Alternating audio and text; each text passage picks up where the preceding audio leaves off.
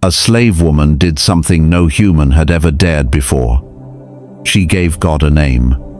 But her journey to that moment would take her through betrayal, cruelty, and a deadly escape into the wilderness. What she discovered there would change how we understand God forever.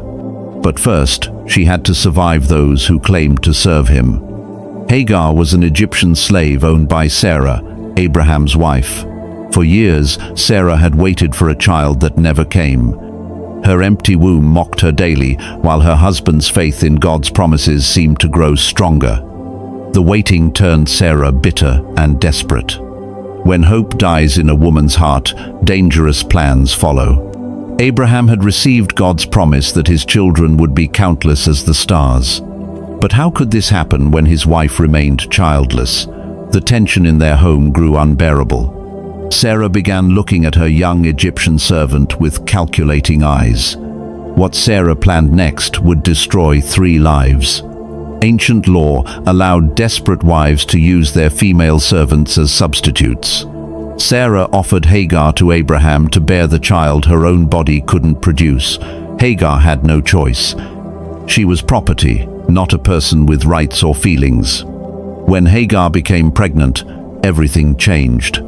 The slave girl began to look down on her barren mistress. Here was Hagar, foreign, powerless, owned, carrying Abraham's heir while the free woman remained empty.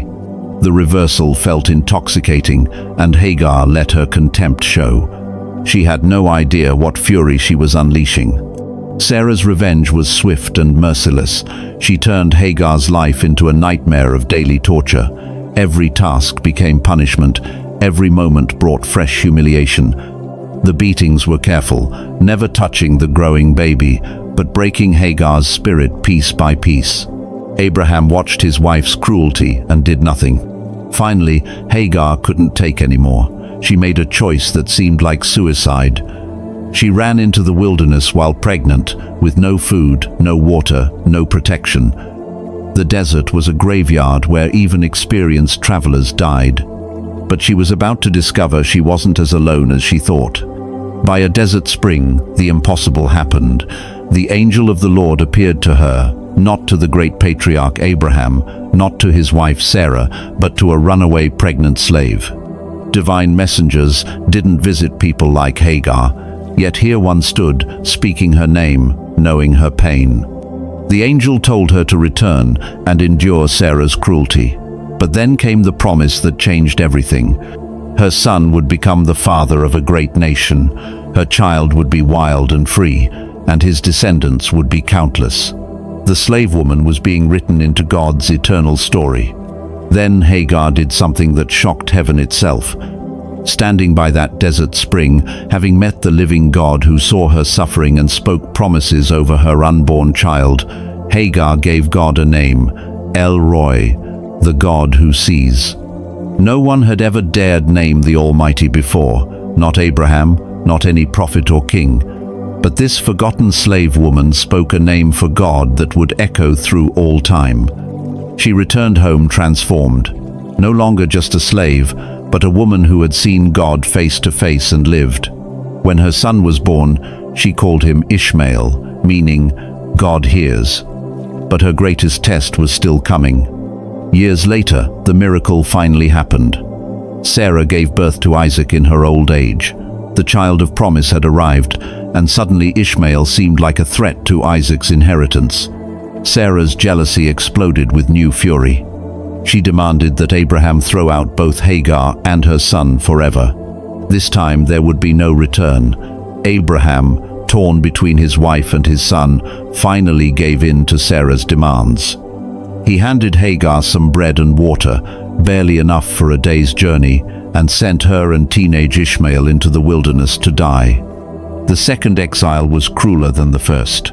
Hagar wasn't a young woman fleeing alone anymore. She was a mother responsible for her child's life. When the water ran out, she watched her son growing weaker, dying of thirst under the merciless sun. Unable to watch him die, she placed him under a small bush and walked away.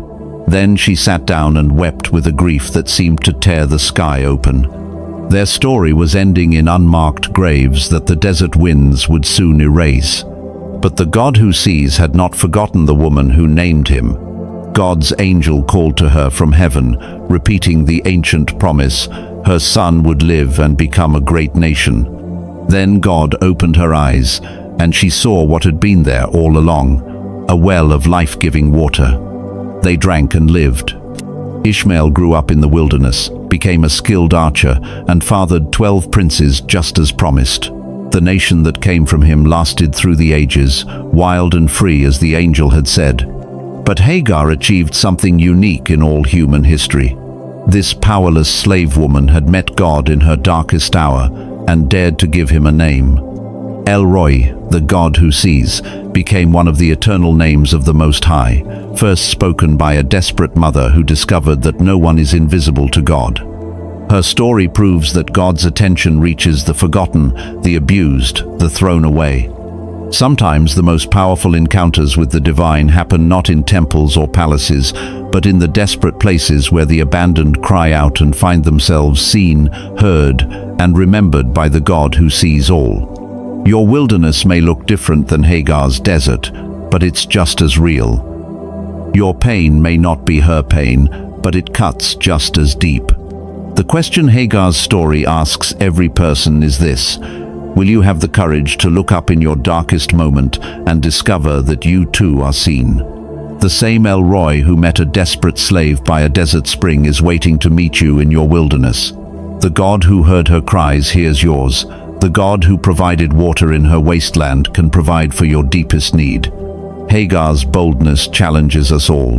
When will you stop waiting for someone else to speak for God and dare to name him based on what you've experienced of his character? When will you realize that your story, like hers, is not ancient history, but a living testimony waiting to be written?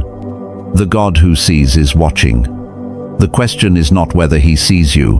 The question is whether you will have the faith to see him. If this story has touched you, please subscribe for more stories of the Bible. Leave a like and share with someone today.